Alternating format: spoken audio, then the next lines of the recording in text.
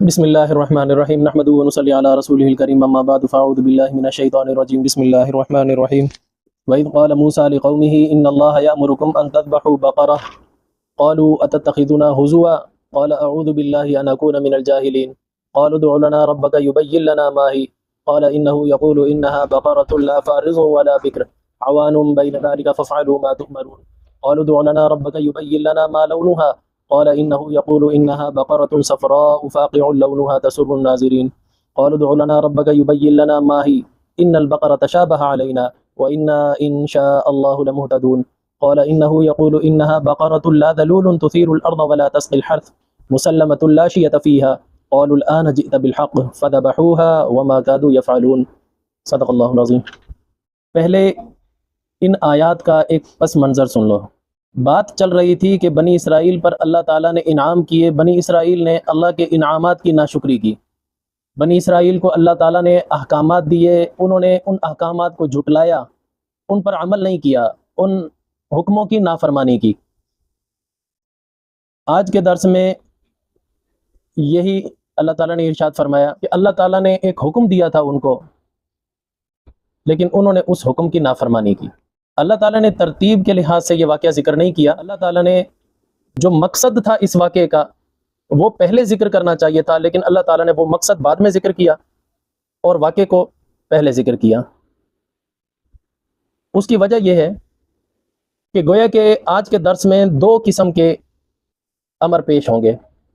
ایک حکم وہ ہے جس کا تعلق خالصتاً اللہ کے ساتھ ہے کہ اللہ نے حکم دیا، انہوں نے نافرمانی کی، تو گویا کہ یہ حقوق اللہ میں سے ہے، اس وجہ سے اللہ تعالیٰ نے حقوق اللہ کو مقدم رکھا۔ اور دوسرا تھا کہ بنی اسرائیل میں ایک قتل واقع ہو گیا تھا، اس کا پتہ نہیں چل رہا تھا قاتل کون ہے، پھر اللہ تعالیٰ نے اس قتل کو ظاہر کیا، تو گویا کہ یہ حقوق العباد سے بات تعلق رکھتی ہے، تو اس وجہ سے حقوق العباد کو اللہ تعالیٰ نے بعد میں ذکر کیا۔ واقعہ کیا ہے؟ واقعہ یہ ہے کہ جب بنی اسرائیل سمندر پار کر کے فرعون کو غرق ہوتا ہوا دیکھ کر پار کنارے پر آئے تو وہاں پر عارضی طور پر آباد ہو گئے۔ اس آبادی کے دوران یہ واقعہ پیش آیا، اس وقت یہ واقعہ پیش آیا، ابھی تورات نازل نہیں ہوئی تھی۔ واقعہ کیا ہوا کہ بنی اسرائیل میں ایک شخص تھا، اس کا نام تھا عامیل، وہ بڑا مالدار تھا اور اس کی کوئی نرینہ اولاد نہیں تھی، صرف ایک بیٹی تھی۔ مالداری کے ساتھ ساتھ اس کے اندر بخل بھی تھا، بخیل بھی تھا۔ اس کے چچا زاد بھائی اس کی بیٹی کا رشتہ اپنے بیٹے کے لیے مانگ رہے تھے۔ ان کا مقصد یہ تھا رشتہ مانگنے کا کہ جب بیٹی اس کی ہمارے پاس آئے گی تو اس کا مال و دولت بھی سارا بیٹی کے ساتھ ہی ہمارے پاس آ جائے گا، کیونکہ وہ ولی وارث اس کی ایک بیٹی تھی، بیٹا تھا نہیں کوئی، اس لیے وہ رشتہ لے رہے تھے۔ لیکن وہ بخیل بھی بڑا سیاںا تھا، وہ اپنے مال کا کسی کو وارث بنانا ہی نہیں چاہ رہا تھا، اس وجہ سے اس نے صاف انکار کر دیا، میں اپنی بیٹی کا رشتہ کسی کو بھی نہیں دوں گا۔ تو اس کے چچا زاد جو بیٹے تھے وہ اس طاق میں رہے کہ کسی طرح اس کا مال بھی ہتھیا لیں اور اس کی بیٹی بھی لے لیں۔ موقع کی تلاش میں تھے لیکن موقع ان کو مل نہیں رہا تھا۔ انہوں نے آپس میں مشورہ کیا کہ اس کو قتل کر دیا جائے۔ چنانچہ اس کو بہلا پھسلا کے اس آبادی سے باہر دور لے گئے، تو وہاں جا کر انہوں نے اس کو قتل کیا، قتل کر کے پھینک کر پھر خود ہی رونا پیٹنا شروع کر دیا۔ موسیٰ علیہ السلام کے پاس آئے، ہائے ہمارے چچا کو پتہ نہیں کس نے قتل کر دیا، رونا پیٹنا شروع کر دیا۔ شیعوں کی طرح خود ہی امام حسین کو بلا کر کوفہ میں شہید کروا دیا، پھر خود ہی رونا پیٹنا شروع کر دیا۔ جب تحقیقات ہونے لگی کہ یہ کس نے کیا پتہ نہیں چل رہا تھا کہ کس نے قتل کیا، تو پھر موسیٰ علیہ السلام نے حکم قسامت پر فیصلہ سنایا۔ حکم قسامت کیا ہے؟ اب بھی ہماری اسلامی شریعت میں بھی اس کا حکم موجود ہے۔ وہ حکم یہ ہے، مثال کے طور پر اگر کسی مقتول کی لاش ایسی جگہ پر پائی گئی، ملی کہ جس کے بارے میں پتہ نہ چلتا ہو اس کو کس نے قتل کیا، قاتل کا بالکل بھی پتہ نہیں چل رہا، تو وہاں پھر حکم یہ ہے کہ اس کے قریب جو بھی آبادی ہوگی اس آبادی کو بلوا کر ان کے 50 آدمیوں سے قرآن پر حلف لیا جائے گا کہ تم حلف اٹھا کر کہو کہ ہم نہیں جانتے اس کا قاتل کون ہے۔ اگر وہ سارے کے سارے حلف لے لیتے ہیں تو وہ قتل سے بری ہو جائیں گے، البتہ دیت ادا کریں گے، خون بہا پھر بھی ان کے گلے پڑے گا۔ اور اگر ان میں سے ایک شخص بھی قسم اٹھانے پر راضی نہیں ہوتا تو پھر قتل کا مقدمہ ہی ان کے گلے ڈال دیا جائے گا۔ یہ ہے حق قسامت۔ تو موسیٰ علیہ السلام نے اس پر فیصلہ سنایا کہ بستی والوں کو نامزد کیا کہ قتل تم نے کیا ہے۔ وہ قسمیں اٹھاتے رہے، سب کچھ کرتے رہے، لیکن بنی اسرائیل چونکہ حق قسامت پر فیصلہ ہو چکا تھا، اس وجہ بنی اسرائیل اس پر چڑھائی کرنے کے لیے دوڑے کہ قتل کا بدلہ ہم قتل لیں گے۔ اگر قتل کا بدلہ قتل لیا جائے وہ تو پوری بستی کا صفایا کر ڈالتے، اس طرح تو خون ریزی، زمین میں فساد فی الارض ہو جاتا، اس کی تو کوئی بھی شریعت اجازت نہیں دیتی۔ تو مسئلہ بہت زیادہ گمبھیر ہوتا چلا گیا، کسی طرح حل ہونے کا نام ہی نہیں لے رہا تھا۔ موسیٰ علیہ السلام نے پھر جب حالات بے قابو ہونے لگے تو اللہ تعالیٰ سے فریاد کی، یا اللہ اس مسئلے کا کوئی حل۔ اب دیکھیں، اللہ تعالیٰ اپنے وقت کے نبی کو وحی کے ذریعے بھی بتلا سکتے تھے کہ فلاں نے قتل کیا ہے، لیکن اگر اس طرح کر دیتے تو بنی اسرائیلی تو وہ لوگ تھے جو اللہ کے احکامات کو ہی نہیں مانا کرتے تھے، اللہ کی آواز سن کے بھی مکر گئے تھے، اللہ کو اپنی آنکھوں سے دیکھنے کا مطالبہ کر ڈالا، پھر اس مطالبے کے بعد مرنے کے بعد دوبارہ زندہ ہوئے، پھر بھی آ کر یہ کہہ رہے ہیں کہ اپنی یعنی من چاہے احکامات پر آ کر انہوں نے کہا کہ جو مشکل احکامات پہ ان پر عمل نہ کرو، جو نرم ہے ان پر عمل کر لو۔ تو ایسی ڈھیٹ قوم سے کیا امید تھی کہ وہ موسیٰ علیہ السلام کی بات کو مانتے؟ اس وجہ سے اللہ تعالیٰ نے وحی کے ذریعے نہیں بتلایا کہ فلاں قاتل ہے۔ اللہ تعالیٰ چاہتے بتلا سکتے تھے، لیکن اللہ تعالیٰ نے نہیں بتلایا۔ اگر اس طرح بتلاتے تو بنی اسرائیل ہو سکتا ہے وقت کے نبی کو جھٹلا دیتے۔ تو اللہ تعالیٰ نے پھر اس کا طریقہ ان کو یہ بتلایا کہ تم ایک گائے ذبح کرو، اس گائے کا تھوڑا گوشت لو، اس مقتول کی لاش کو اس کے ساتھ ٹچ کرو، لگاؤ، یہ مقتول خود بخود زندہ ہو جائے گا، اور یہ خود زندہ ہو کر بتائے گا مجھے فلاں فلاں نے قتل کیا ہے اور کس وجہ سے قتل کیا ہے۔ یہ اللہ تعالیٰ نے حکم دیا۔ اب چاہیے تو یہ تھا کہ وہ بنی اسرائیلی اس حکم پر فوراً عمل کر لیتے، کوئی بھی گائے لیتے، ذبح کرتے، گوشت لیتے، ٹچ کرتے، معاملہ حل ہو جاتا، لیکن وہ اللہ کے حکم کو ماننا ہی نہیں چاہتے تھے۔ تو انہوں نے، اردو میں کہتے ہیں نا بال کی کھال اتارنا، یہ کام انہوں نے شروع کر دیا، سوال پہ سوال، باریکی پہ باریکی نکالنی شروع کی۔ جس طرح وہ سوال کرتے گئے اتنی ہی اللہ کی طرف سے شدت اور سختی بھی بڑھتی چلی گئی۔ انہوں نے سوال یہ کرنے شروع کیے، پہلا سوال تو جب موسیٰ علیہ السلام نے ان کو کہا کہ گائے ذبح کرو، وہ کہنے لگے کہ اللہ کا نبی ہو کر ہم سے مذاق کرتا ہے، یعنی مذاق کیسی؟ بھلا مرنے کے بعد بھی کوئی زندہ ہوا ہے، ابھی ہم سے مذاق کر رہا ہے کہ دیکھو گائے ذبح کرو، اس کا گوشت لگاؤ، مردہ زندہ ہو جائے گا، یہ کیسے ہو سکتا ہے؟ تو موسیٰ علیہ السلام نے آگے سے کہا کہ اگر میں تم سے مذاق کروں تو پھر تو شمار میرا جاہلوں میں ہو جائے گا، اور اللہ کے نبی کی شان کے لائق ہی نہیں ہے اس طرح کی حرکت کرنا۔ پھر ان کو بہرحال یقین آیا، چلو ٹھیک ہے ہم مان لیتے گائے ذبح کریں، اللہ تعالیٰ سے یہ تو پوچھ کر بتاؤ وہ گائے کیسی ہونی چاہیے۔ اب دیکھو اگر کوئی بھی گائے ذبح کر دیتے مسئلہ حل ہو جاتا، وہ خود اپنے اوپر سختیاں مسلط کرا رہے تھے، جیسے جیسے سوال کرتے جا رہے تھے اتنی شدت بڑھتی جا رہی تھی۔ گائے کیسی ہونی چاہیے؟ اللہ تعالیٰ نے فرمایا لا فارض ولا بکر، نہ بڑھاپے کی طرف مائل ہو نہ بچپنے کی طرف مائل ہو، جوان ہو، بالکل ینگ، ایسی گائے ہونی چاہیے۔ پھر انہوں نے دوسرا سوال اٹھا دیا، اے موسیٰ اپنے رب سے پوچھ کے بتاؤ گائے کا رنگ کیسا ہونا چاہیے؟ اور بھائی رنگ کو کیا کرنا ہے، تم کوئی بھی ذبح کر دو۔ کہ نہیں، اللہ سے پوچھ کے بتا رنگ کیسا ہونا چاہیے، یعنی نہ کرنے کے 100 بہانے۔ اب وہ ان کے بہانے چل رہے تھے کہ کسی طرح یہ حکم ٹل جائے، ختم ہو جائے، جان چھوٹے، ہمیں کچھ کرنا نہ پڑے۔ کیوں؟ اگر وہ پکڑے جاتے تو اس میں بھی بنی اسرائیل کا ایک بڑا قبیلہ اس میں شامل تھا، اس قتل میں جن کے یہ افراد تھے جنہوں نے قتل کیا تھا، وہ چاہتے تھے کہ کسی طرح یہ حکم ٹل جائے، ہم قاتل سامنے نہ آ سکیں۔ تو کہنے لگے اللہ سے پوچھ کر بتاؤ رنگ کیسا ہونا چاہیے؟ بھئی کالا ہو سفید ہو، جو بھی رنگ ہو، اگر ذبح کر دیتے جان چھوٹ جاتی۔ لیکن انہوں نے پوچھا تو اللہ تعالیٰ نے پھر سختی کی، اللہ تعالیٰ نے فرمایا کہ گہرا زرد رنگ ہو، گہرا زرد بھی ایسا ہو جو دیکھنے والے کی آنکھوں کو بھا جائے۔ پھر وہ کہنے لگے کہ نہیں، ہمیں ابھی بھی بات سمجھ میں نہیں آئی، اللہ سے پوچھو گائے کس قسم کی ہونی چاہیے۔ اللہ تعالیٰ نے پھر سختی بڑھا دی، بھائی وہ گائے ایسی ہو کہ اس کے ذریعے نہ تو کوئی زمین میں ہل چلایا گیا ہو، نہ زمین کو پانی دینے کے لیے پہلے زمانے میں ریٹ لگایا کرتے تھے، وہ بیل گول گھوما کرتے تھے، وہ لکڑی کو گھمایا کرتے تھے تو پیچھے پوری مشینری گھومتی تھی، وہ ڈبے لگے ہوئے ہوتے تھے پہیے میں، وہ پانی باہر پھینکتے تھے، تو اس میں بھی استعمال نہ کی گئی ہو۔ اور اس سے پرانے زمانے میں ایسے ہوتا تھا کہ کنویں کے اوپر ایک چرخی لگا کر اس پہ رسی باندھی ہوئی ہوتی تھی، پھر گائے وغیرہ باندھ کر وہ دور لے جاتی تھی رسی کو، تو ڈول اوپر آ جاتا تھا، اور پھر پانی انڈیل دیا جاتا تھا، بڑے بڑے ڈول ہوتے تھے۔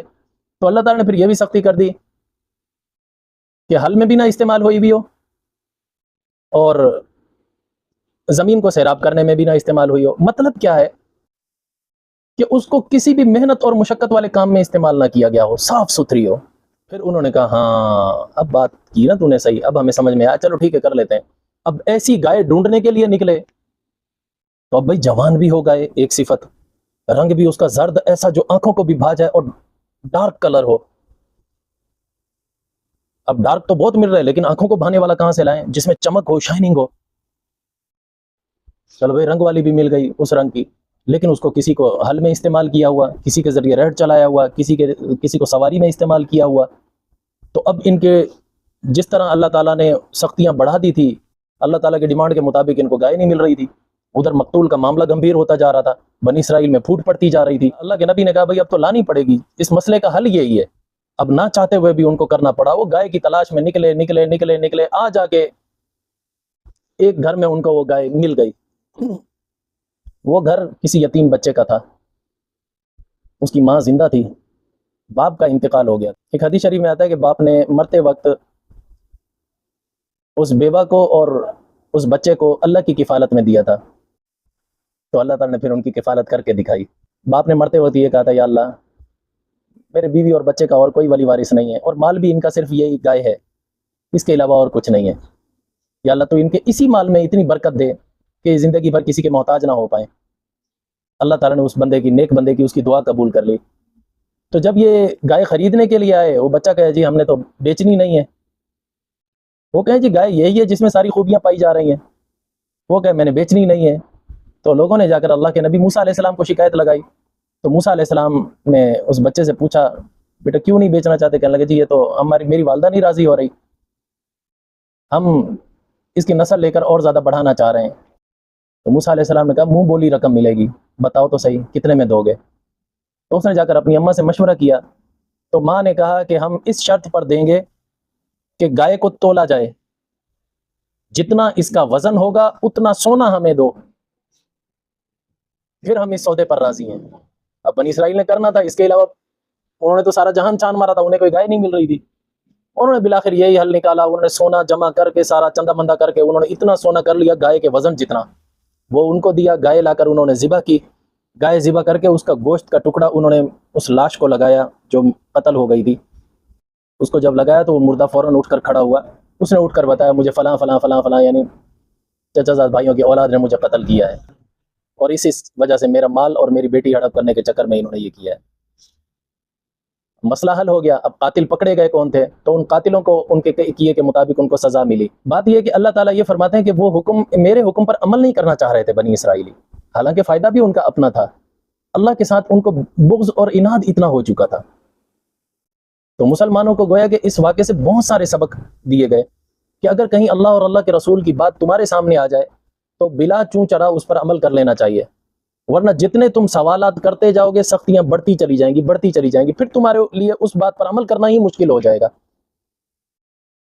آگے چل کے آیت بھی آ جائے گی، یا ایھا الذین آمنوا لا تسألوا عن اشیاء ان تبد لکم تسؤکم، اے ایمان والو کثرت کے ساتھ سوالوں پہ سوال مت کیا کرو، ایسا نہ ہو پھر وہ حکم بدل دیا جائے اور تم مصیبت میں پڑ جاؤ۔ جو اللہ کا رسول دے دے بتا دے بس اس پر عمل کر لو، جتنے سوالات اور باریکیوں کے اندر جاؤ گے اتنا زیادہ پھنستے چلے جاؤ گے۔ اب ترجمہ دیکھ لیے، ترجمہ آسانی سے سمجھ آئے گا۔ وَإِذْ قَالَ مُوسَىٰ لِقَوْمِهِ، اے بنی اسرائیل اس وقت کو یاد کرو جب کہا موسیٰ علیہ السلام نے اپنی قوم کو، ان اللہ یأمرکم، بے شک اللہ تعالیٰ تمہیں حکم دیتا ہے، ان تذبحوا بقرہ، یہ کہ تم گائے ذبح کرو۔ بقرہ اسم جنس ہے، اسم جنس کا مطلب یہ ہوتا ہے کہ یہ نر اور مادہ دونوں کے لیے یہ لفظ بولا جاتا ہے۔ اب آگے چل کے یہ نہیں پتا کہ وہ جو گائے ذبح کی گئی وہ گائے مادہ تھی یا نر بیل تھا، کیونکہ یہ لفظ بقرہ اسم جنس ہے، بیل کو بھی بولا جاتا ہے، گائے کو بھی بولا جاتا ہے۔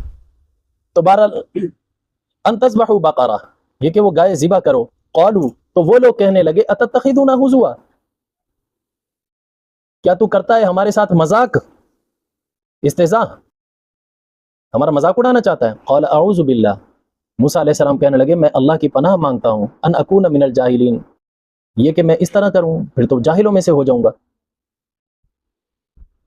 اس سے یہ بات بھی پتہ چلی کہ مذاق کرنا ایک دائرہ کار میں ہونا چاہیے۔ آپس میں جیسے ہم مذاق وغیرہ کرتے ہیں، ہماری شریعت نے ہمیں یہ سمجھایا ہے کہ مذاق ایسی ہونی چاہیے کہ جس میں نہ تو کسی کا مال تلف ہو، یعنی نہ مال کا نقصان ہو، نہ جان کا نقصان ہو، نہ کسی کی عزت اور آبرو کا نقصان ہو۔ اگر یہ تینوں چیزوں میں سے کوئی ایک چیز بھی اگر مذاق میں پائی گئی، وہ مذاق نہیں ہوگی، وہ مذاق لڑائی میں بدل جائے گی، وہ فتنے اور فساد میں بدل جائے گی۔ ایسی مذاق کرنی نہیں چاہیے جس میں کسی کی عزت خراب ہوتی ہو۔ جیسے بعض لوگ ہوتے ہیں نا، دوسرے کو حقیر کرنے کے لیے، نیچا دکھانے کے لیے، گھٹیا کرنے کے لیے مذاق کر رہے ہوتے ہیں تاکہ لوگوں کی نظروں میں یہ گرے، اور پھر بعد میں جب اس کو غصہ لگے تو پھر کہتے ہیں یار ہم نے تو مذاق کی تھی، تجھے برا لگ گیا۔ ایسی مذاق نہیں کرنی چاہیے جس سے کسی کی عزت برباد ہو۔ اور اسی طرح کئی لوگ ہوتے ہیں وہ مذاق میں اتنا آگے نکل جاتے ہیں، اگلے کا مالی نقصان کر دیتے ہیں، مثلا بائک توڑ دی، کچھ اور کر دیا۔ تو اس طرح مالی نقصان بھی نہیں ہونا چاہیے، جانی نقصان، جیسے ہاتھ کی مذاق کر رہے ہوتے ہیں، وہ اتنی زیادہ کر دی کہ اگلے کا دانت توڑ دیا، ناک توڑ دیا، کچھ نقصان کر دیا اس کا۔ ایسی مذاقیں ہماری شریعت میں جائز نہیں ہے، حرام ہے۔ آپ صلی اللہ علیہ وسلم مذاق کیا کرتے تھے لیکن دائرے کار میں ہوتی تھی۔ تو ایک مرتبہ صحابہ اکرام نے کہا یا رسول اللہ آپ نبی ہو کر بھی مذاق کرتے ہیں؟ تو آپ صلی اللہ علیہ وسلم نے فرمایا کہ میں جو مذاق کرتا ہوں حق کے دائرے میں رہ کر کرتا ہوں،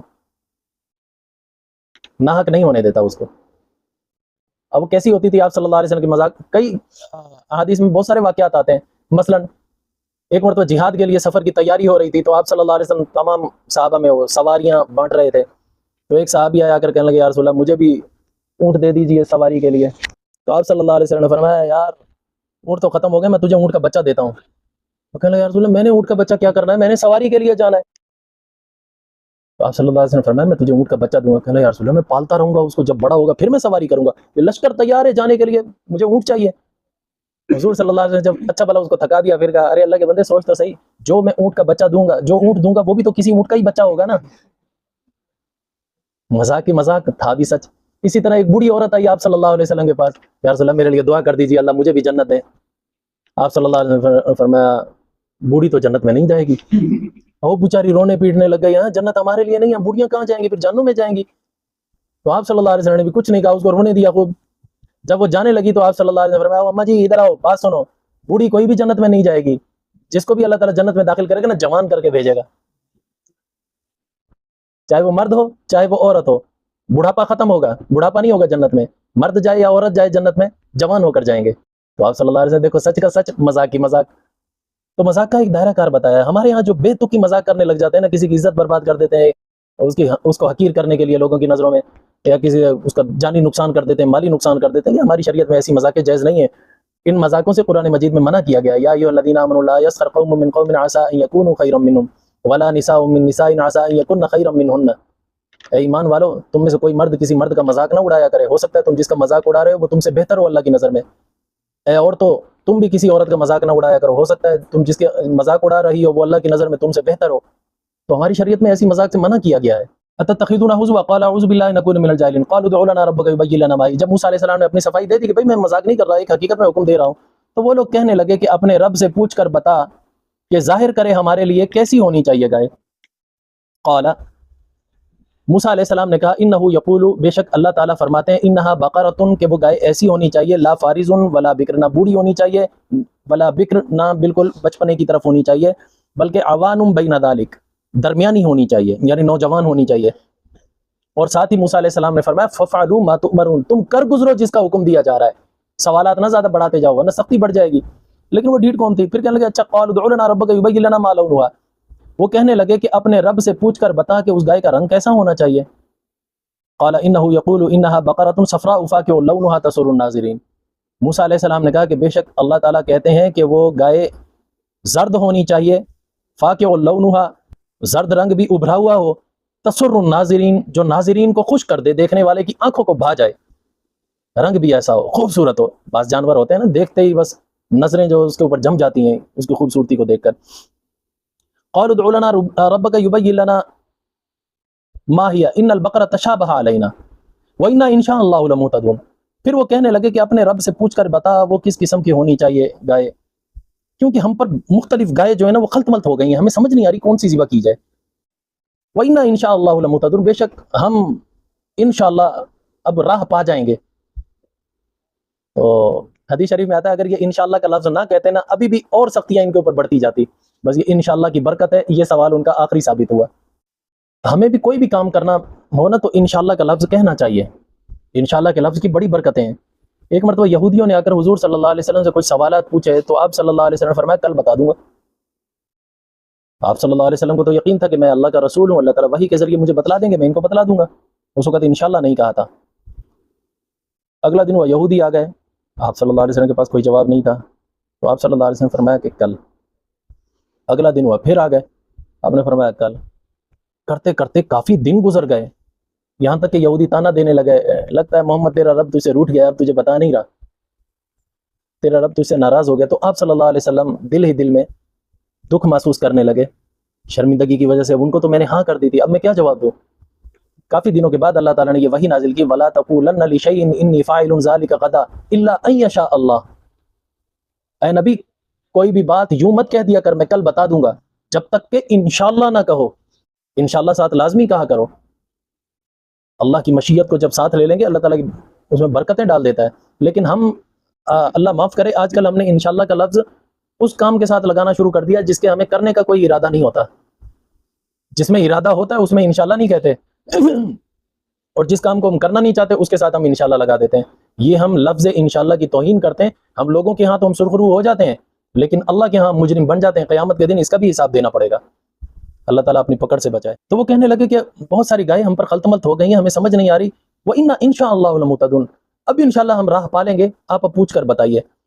قالا, تو موسیٰ علیہ السلام نے کہا, انہو یقول, بے شک اللہ تعالیٰ فرماتے ہیں, انہا بقرۃ, وہ گائے ایسی ہونی چاہیے کہ لا ذلول تثیر الارض, نہ اس کو ہل میں جوتا گیا ہو, ہل چلانا یعنی ہل میں بھی استعمال نہ کی گئی ہو, ولا تسقی الحرث, اور کھیتی کو پانی پلانے میں بھی استعمال نہ کی گئی ہو, مسلمۃ لا شیۃ فیہا, وہ صحیح سلامت ہو, اس میں کوئی عیب بھی نہ ہو.